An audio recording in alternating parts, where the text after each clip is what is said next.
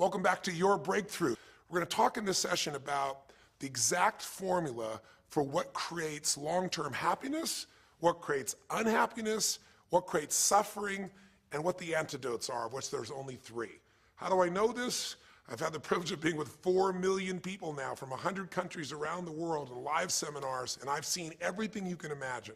I mean, from the most successful people in the world to the singularly most challenged people you could possibly imagine. I've dealt with people with multiple personality disorders, 52 different personalities, and how to put them back together. And I've dealt with people with no personality who have a much bigger problem. No matter what the diversity of people I've dealt with and the diversity you've seen in this show, the ultimate question I'm always asking is, how do I help people to break through? The question is, what are you breaking through to? In essence, all of us at some level to feel alive have to always feel like we're growing. When people ask me, what does it take to be happy? I always tell them one word: progress. Progress equals happiness. Even if you're not where you want to be yet, if you're on the road, if you're improving, if you're making progress, you're going to love it. You're going to feel alive. On the other hand, it doesn't matter how successful you are. If you stop growing, you start dying inside. Now, how does this relate to this session on breakthrough? Well, I'll say it's really simple. If you and I want to know what it takes to be happy, we have to understand what is our current blueprint of how our life's supposed to be. Now, what do I mean by blueprint? Well, we have a story in our head of how life's supposed to be. Some people's story is you work hard in school, you become really great, you're a nice person, you're a good person, and then you grow up and you take care of yourself and you find the ideal man and you fall in love and you have a white picket fence and you have 3 perfect children and you live happily ever after. Somebody else's story, the old story was, you work really hard in school, you excel in college, you go to work for a big corporation, and you move up through the ranks until you're the president or chairman of the company, and you become successful and respected throughout life. These are some old stories. Obviously, the stories that we hear today of what people's lives are supposed to be like are completely diverse. We no longer have these little archetypes, but one archetype still seems to remain. And that archetype is, in order for you to really feel like you're enough, many people believe they have to achieve an enormous amount. They may do it in different ways today. They may do it by building a company and taking it public when they're 27 or 25 years old, or they find and create a new technology, or they become a very special doctor. But we live in a culture in the West that teaches people that you're not enough unless you do something really special and unique, and we define special and unique in interesting ways. A school teacher is not special and unique. A mother who stays home with her children day and night, sculpting their minds, their bodies, their souls, and their future is not special. We live in a world today where we treat teachers like they're nobody and pay them accordingly, and we wonder why our children seem to have challenges in learning and growing or being engaged in school. When we spend thousands of dollars on some item like a computer, but what we look at overall, we invest in for the teacher and for that person who's the personal connection with them is so small. We live in a society where many women look down and say, well, you're just a housewife, you're just a mother. See, some of the pain we have in our society is not because there's one right or one wrong approach, but because we try to make everybody fit into some particular approach to life.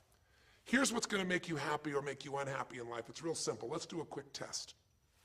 If you're in a situation right now where you look at your life, I know there's an area of your life that you probably feel pretty darn good about. Even if you're not happy with your finances, I bet you feel damn good close to your kids. Or if you're not close to your kids, maybe you don't have any kids, maybe you feel really good about your career. If you're doing not so good in your career, maybe you got a really great body that you've trimmed down or strengthened up, or you really shaped yourself the way you want, muscularly, or in the way you look. Or if that's not happening, maybe you feel a really special connection with God, or really close to your mother or father or your family, whatever. Almost everybody has an area of their life they feel really good about if they're honest and if they're fair to themselves. What's an area of your life you really feel happy about? And I want you to think about it for a moment, truthfully. What's an area in your life today that if you wanted to be happy about it, you really could feel proud about it? You could feel like it's an area you're doing darn well in. And if you're really hard on yourself, there's still an area. What's an area? I want you to think of it right now. And I want you to think of that area, whether it's your body or your finances or your career or your intimate relationship or your relationship with your kids or your relationship with your creator, whatever it is. I want you to think about, why are you happy with that area of your life right now today? Why are you happy with that area of your life right now today? Really think about it. If you were in a seminar with me, I'd have you write this down. And if you can put me on hold here for a second, because I'd like to reveal to you what the formula is for happiness. And if I say there's a formula for happiness and here's what it is, you're going to go, yeah, sure, that's what he says.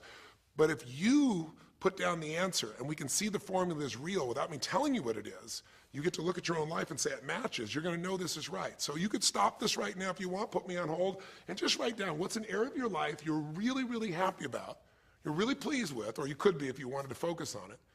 And why are you happy with that part of your life right now? Even if you're not happy with everything, what's the area you're happy with and why? Put me on hold right now, or if you're not going to do that, just think for a moment. Why? Specifically, be real. Why? Now, when I ask this, if you turn me back on now, if I ask this of an audience, I'll have people write this down for a few minutes, and I'll call on people, and I'll say, share with the person next to you first. What are you happy about, and why are you happy in that area? And be specific. And after they share, I'll have people stand up, I'll call on a variety of people, and I say, ma'am, tell me, what are you happy about? And she'll say, well, honestly, I'm really happy with my body. She goes, I never thought I'd say that, but I used to be so unhappy with it, and you know, I did some things, I pushed myself through, and now I exercise regularly, and you know, I'm not perfect, but I feel fit, I feel strong, I feel energetic, and that's really, I don't know, it just feels good to me. Now, I say to everybody, I'm now going to show you what the formula for happiness is, and it's real simple. I want to reveal it to you so you don't ever forget it. Whenever you're happy with an area of your life, it's because right now, your current life experience, I call it your LC, your life conditions, the conditions of your life conditions in that area match or are equal to your blueprint, your story, your belief about how life should be in that area. So this woman says to me, I'm really happy with my body because it's not perfect. Her blueprint is I don't need to be perfect, but it's so much better than it was. I'm fit and I'm strong and I have this energy. Her mental blueprint says I should be fit, strong, and have energy. I don't need to be perfect, but I should be that way. Well, when my life, my body matches how I think it should be, I feel good about my life. I'll ask somebody else. I'll say, tell me an area you're happy with. Someone else will say, well, I'm really happy with my career. And why? Well, I'm doing better than I even thought I would be. I mean, I'm ahead of the schedule of where I hoped I'd be at this stage. I'm working at this level in this company, and I have these skills and this ability, and it's even better than I thought. Well, once again, listen, this person's happy with this area of their life because their current life conditions in the area called their career are even better than they expected they would be, better than their blueprint, better than their belief of how it should be. If it's really better, you tend to be over the moon. One woman would say, I gotta tell you, I said, I'm the happiest I've ever been in my whole life. How come? She goes, because I have this man in my life and I'm in love with him and he loves me and I can be myself with him. And we have this incredible intimacy and this passion and we want to be with each other all the time and I never get bored with him. Well, what's her blueprint?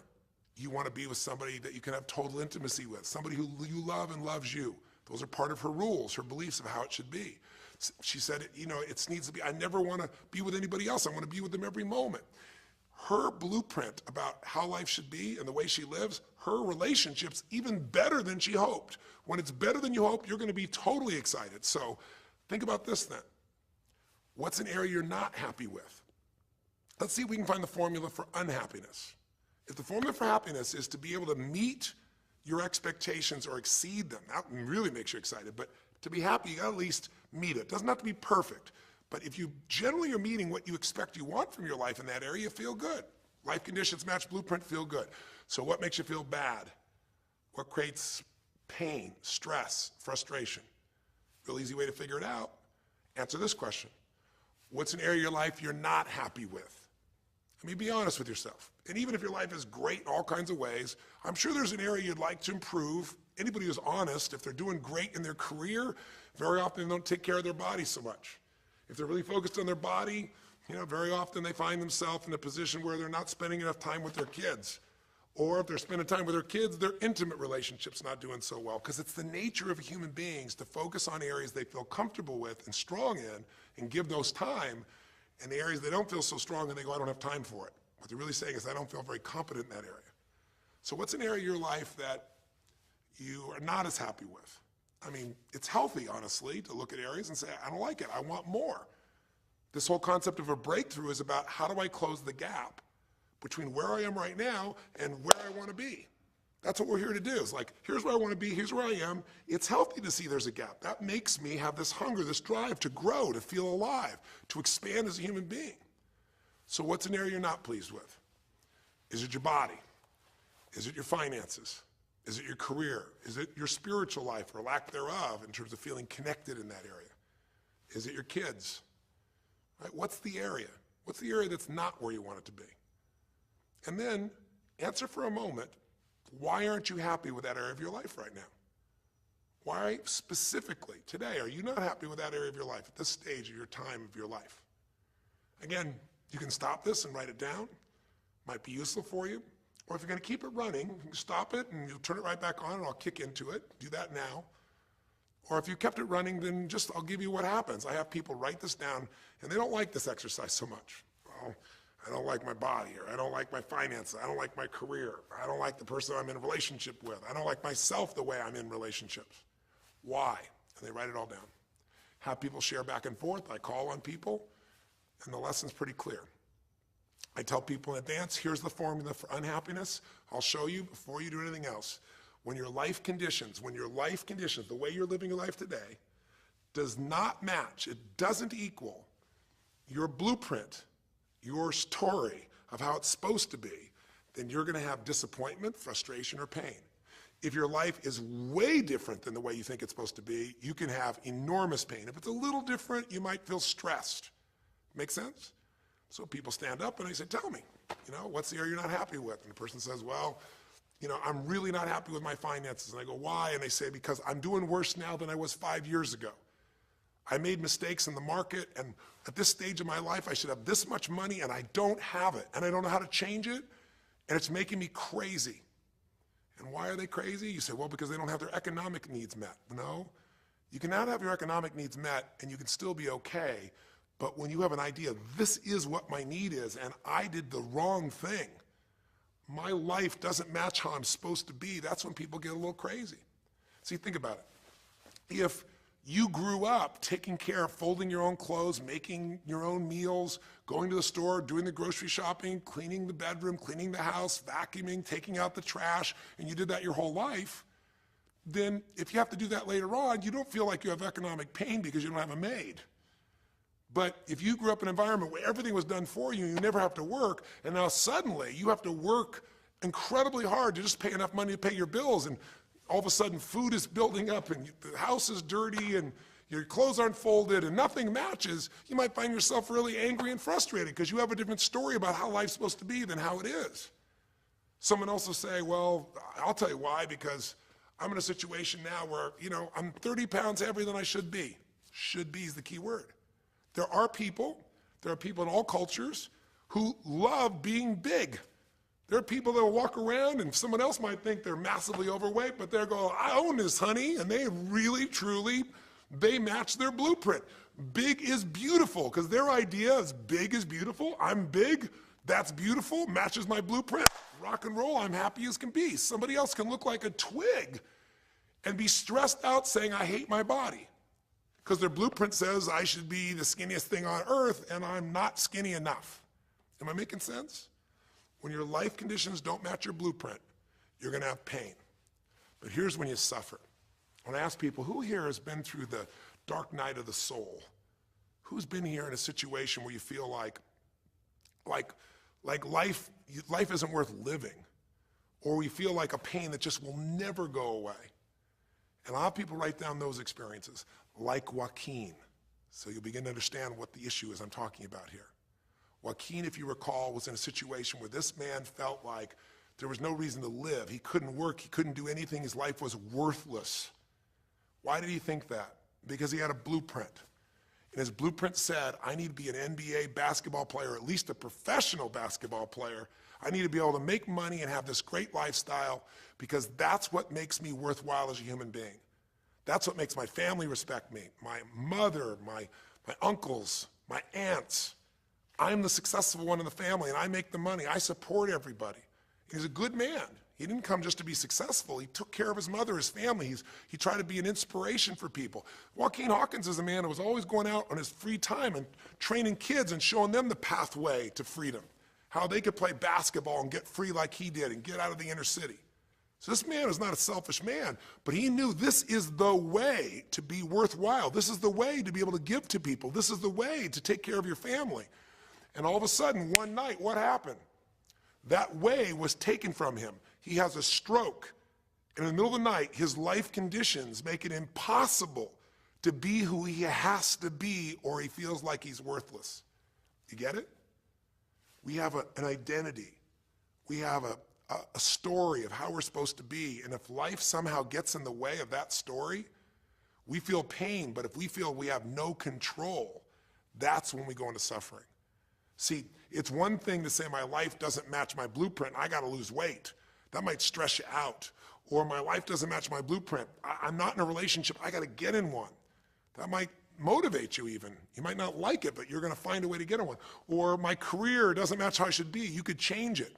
But when you start believing that your life doesn't match your blueprint and you have no control to change it, you're helpless, that's when people suffer. And so this week for your breakthrough, it's a chance for you to start to take a look at your blueprint anywhere you're really having pain.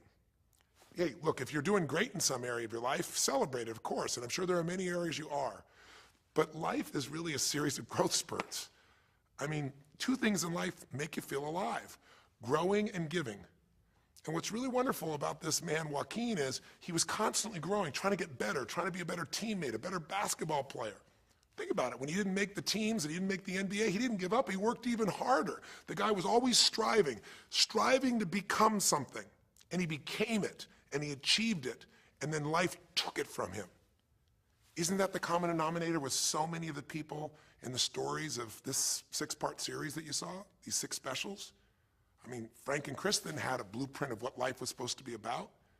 We're supposed to get married and have children, and we're going to have our own business. And all of a sudden, life doesn't match the blueprint. And suddenly, there's depression. Because in their case, they said there's nothing we could do. But they were wrong.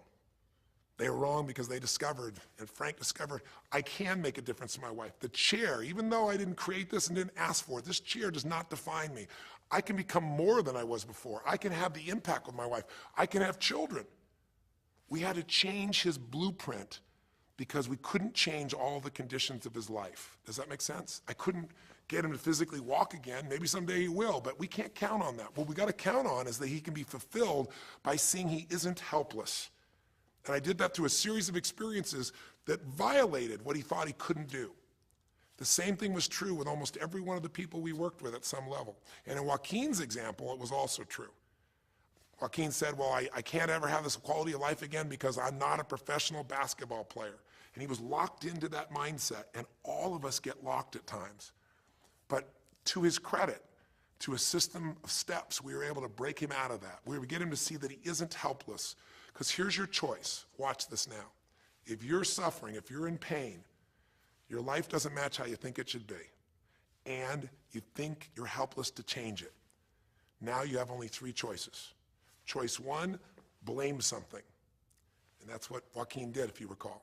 He blamed his coach. He blamed what happened to him. And of course, these things were outside his control.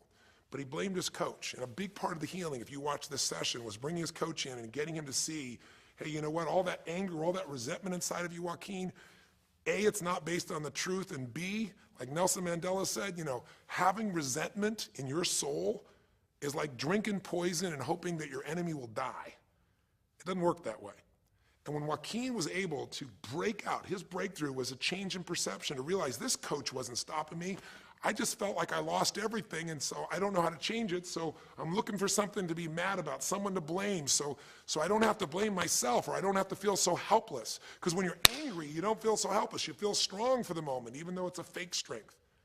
When he was able to make that breakthrough, he could stop blaming, because these are your 3 choices. When life doesn't match how you think it should be, blame something.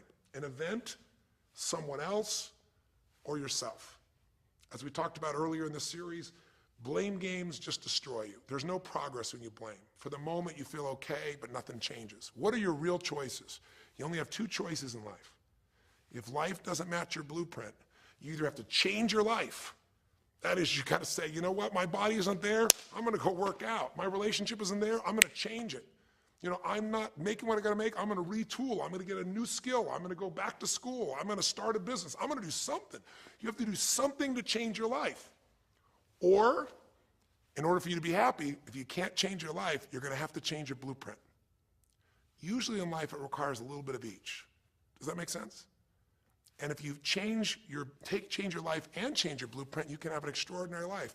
And what you witnessed this man do was once he let go of his anger and his denial, once he started to look at things, he began to find by spending time with his family that he was worthwhile being loved whether he played basketball or not. Of course, he'd love to play basketball, but professional basketball was no longer a part of it. And we got to get Joaquin to shift that. And Joaquin is a metaphor for all of us, because all of us are going to have times in our life when what we want or think life should be like isn't going to match how life really is. Those moments, if we blame, our life goes into pain. If we change, we can change our life and match our blueprint. But we have to also know when it's not within our control. And that's how we're able to make a shift and change what our story is for our life, what our expectations are, not by lowering them, but by changing what that model really is. I hope this makes sense to you. I'll give you a great example. Years ago, I do a lot of work with business people, celebrities, people of all kinds of walks of life. And I was dealing with a group of people, and they knew a very, very powerful celebrity. And to give that person privacy, I won't tell you too many details, so you can't figure out exactly who it is, but it would be a person who was very successful as a woman, who was extremely attractive by cultural standards, a woman who's had a lot of dear friends, a lot of deep respect, so great skill, great ability, extremely talented, quite attractive, quite wealthy in financial terms, and lots of great friends. This would be, for most people's idea, the ultimate blueprint. If your life matches that description, you must have an incredible life. But ironically, this particular individual, as famous as they were, was depressed all the time. They had seemingly everything, and yet the person was depressed. How do you get depressed when you're smart and you're strong and you're beautiful and you got great friends and you're rich and you're famous? Well, it's real simple. People said, I don't know what it is. Everyone's tried to help her. She's been through counseling. She's got all these different drugs. Nothing's working. She's taking antidepressants and she's still depressed, which is not uncommon, by the way. Because if you change the way you feel physically, but you still see your life doesn't match how you think it should be at some level, and you feel like you're helpless to change it, you're going to be depressed.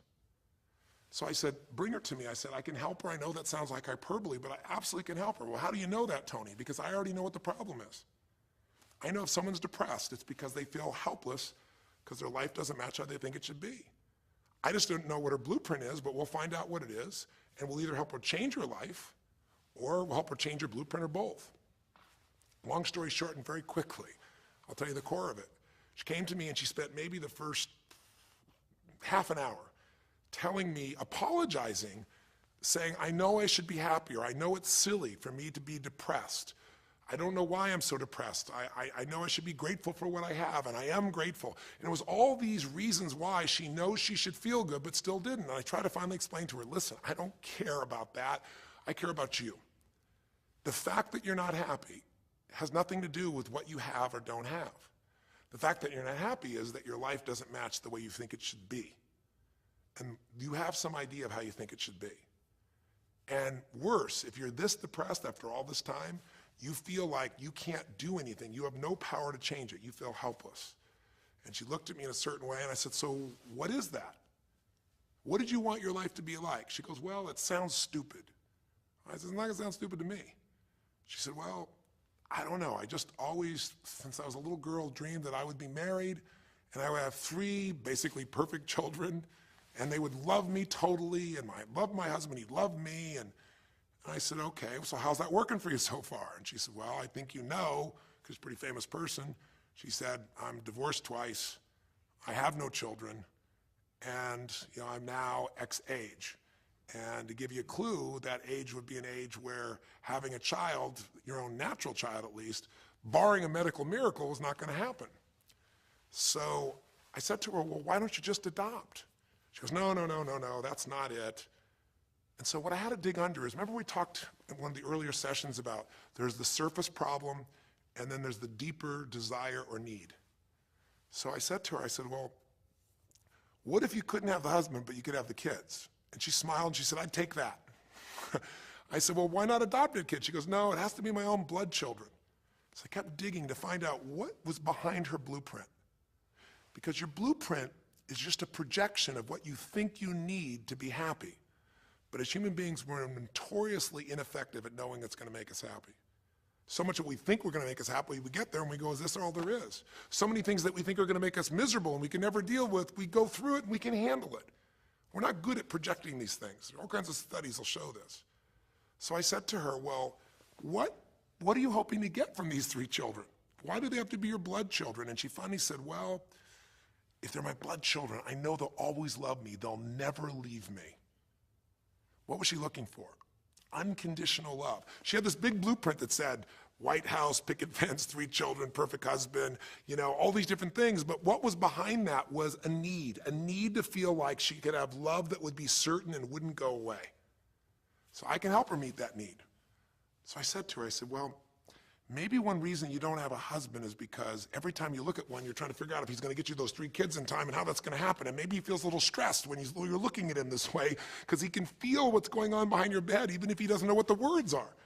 And she started to laugh. She goes, I guess I've probably been that way a good portion of my life. And she goes, people wonder, why I'm so uptight. I said, you're uptight because you felt like you're running out of time trying to meet some picture. But I said, all you really want is love. I said, don't you have a lot of love in your life? Tell me about your friends. And gradually, I got her to start seeing this love that she was trying to get was already here. It didn't match the picture. Maybe we could paint a new picture of what life could really be like and make sure that picture met her deepest needs. That's basically what we did with Joaquin. Joaquin wanted to be a professional basketball player because he loved basketball, yes, but also because he wanted to be that man who was a leader. He wanted to be the man who was the good man. He wanted to be the one who brought energy to people. He wanted to be the man people would look up to. He wanted to be the man who could take care of his family in style, all of his family, not just his daughters and his wife, but other people as well. Underneath it all, he wanted to know that he mattered. And through the process that you saw in this show, he began to find out that he didn't need to be angry at the world, that yes, his blueprint was taken from him, but his soul and his ability to be a special human being that could touch other people was not taken from him. That maybe his real gift was his ability to inspire young kids, his ability to get himself to do whatever it took. How did he become a professional basketball player? Unbelievable discipline, unbelievable drive. He started bringing that to picking up trash, and the game started to change. He started to have fun there. He could come home and take care of his kids and pay his bills. That doesn't solve everything, but it gives him a way to suddenly regain himself. When he sat around with all of his family, and you saw part of those scenes, and if you watch little areas of browsing this week, you'll see some more scenes from his family where you see him beginning to realize they love me whether I'm rich or poor. They love me whether I'm a professional basketball player or not. They love me. That's what he was really after. And when he got that, it allowed him to let go and say, I can do other things. That doesn't mean he won't have challenges. We're all going to have challenges in our life. It doesn't mean that at times he won't wish he's doing more. But he's no longer stuck. He's broken through because he now knows I have control. I can change my life or I can change my blueprint. And when I do, I can fulfill it. I can start to feel that aliveness. Now here's the trap. What do you think happens once you fulfill your blueprint regularly? Once you figure out how to do what you always dreamed of? You always dreamed to live a certain way, and now you're living that way every day. Well, the human nervous system, the human spirit needs to grow. So pretty soon you'll get bored with that, and you'll come up with a new blueprint. That's part of life that's exciting. See, if you and I from this day forward are going to be happy, just remember what we've said. It takes 2 things, grow and give. A meaningful life comes from growing, that sense of progress, and it comes from having life not just be about me, but about we, doing something that makes me feel connected to other people besides myself. That growth, that sense of contribution fills a deep spiritual need that we all have. If you are unhappy in your life, you got 3 choices, really 2. Blame, that's not a choice, it's not going to work. Don't blame someone else, don't blame the event, don't blame yourself. Just figure out what you're going to do to change your life.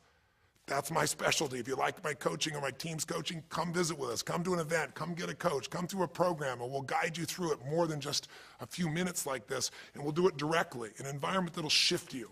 Or change your blueprint. You're going to have to rewire what's going on inside, and that's what we focus on as well. So I hope this journey has been an interesting one for you. I hope it's opened up your eyes to what it takes to go from where you are to where you want to be. It takes changing your emotional pattern. It takes bringing presence to your life. It takes realizing you have no problems compared to somebody else and putting your life in perspective. It takes the ability to deal with those extreme stresses that happen in your life by questioning your limiting beliefs. And again, we'd love to coach you and show you how to change those in a permanent way where it happens automatically, just like lifting weights so often until the muscle's always there and you find yourself able to follow through. It takes for you to be able to figure out how to deal with crisis and how to turn it around. It takes facing your fear. It takes pushing yourself through what used to stop you. It takes putting yourself in a position where you connect to what's more important than just yourself, what you value than just yourself. And it takes, I think in this case also, the ability to realize that no matter what happens to you, you're more than that moment. You're more than the story you think you're supposed to be. And that even when you're not matching what you think you need to be, maybe there's a reason for that. Maybe you're having to find a different part of yourself that's going to fulfill you at a much deeper level. Sometimes failing to get your goal gives you your destiny. I can't tell you how many people I've known over the years who had an idea of what they thought their life was supposed to be like, and they didn't achieve it, and they felt miserable and upset and frustrated. And one day an opening happened, and they went, oh my God, thank God that didn't happen. I think it's Garth Brooks had a great song, and it's a song about when he was in high school, and he was in love with this girl, infatuated with her, and she didn't even know that he existed. And he prayed to God every day that she would notice him, that she would fall in love with him. And then sure enough, she never did. He was so disappointed. His blueprint didn't match. His life didn't match it because she didn't even know he existed. And he felt this suffering. He could do nothing to turn it around. Well, 15 years later, he became a guy named Garth Brooks, somebody everybody knew, and he could rock, stadiums with his energy and his song and his music. And he goes back to be at his high school reunion. I think it was his 15-year reunion, if I remember correctly. I don't remember the exact year, but all I remember is he said he saw that woman that he was so obsessed by. He was looking forward to seeing her. And now he was Garth Brooks, and he met her. And after he met her and spent some time with her, he wrote a song called Thank God for Unanswered Prayers. Sometimes not getting your blueprint's the best thing that ever happened, because the disappointment drives you to find something more important inside of you. Or not getting it makes you look for another aspect of your life, a spiritual aspect, a family aspect, a physical aspect. If you can just trust that life doesn't happen to you, it happens for you, then you can find in any situation a benefit that can take your life to the next level. I don't care if you're Frank and Kristen. I don't care if you're, Mandy and Scott. I don't care if you're Joaquin and Kim. Every one of us in our life is going to face situations where it feels like we have total trauma, something that's been taken from us. The real question is, what are you going to do with it? Some people just live in their story of what they don't have, and they have the right to do that. If Frank and Kristen lived in pain and felt bad, we'd all say they have the right to do it. It's the difference between what you have the right to do and what you deserve to give yourself and others. We have the ability to transcend whatever happens to us. There's something called post-traumatic growth. Very few people know about it. Two people go through the same stress, one's destroyed, the other grows. What's the difference? The people that grow will not give up. They don't have any excuses. They find the way to break through whatever it takes. And when they do, three things happen. Number one, they realize who they really are and what they're capable of. They realize they're so much stronger than they thought they were. And number two, they deepen all their relationships. You want to know who really cares about you, who you love and who loves you? Go through some tragedy. Go through some hard times. All your Facebook friends go away. Your real friends, your real family shows up for you, and you show up for them. And it deepens your relationships. And the third thing happens, if you can push yourself through and break through whatever challenges life gives you, is each time you have a breakthrough, you get stronger. And it almost like builds a psychological immunity in you, where suddenly, all of a sudden, it's like stuff happens, you know stuff's gonna happen, and you're not scared of it anymore.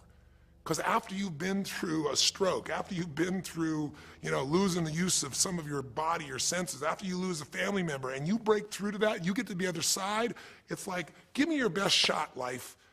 It's almost like there's this psychological immunity that says, I'm ready for whatever life will give me. I don't want challenges, but if they're here, I know I can handle them.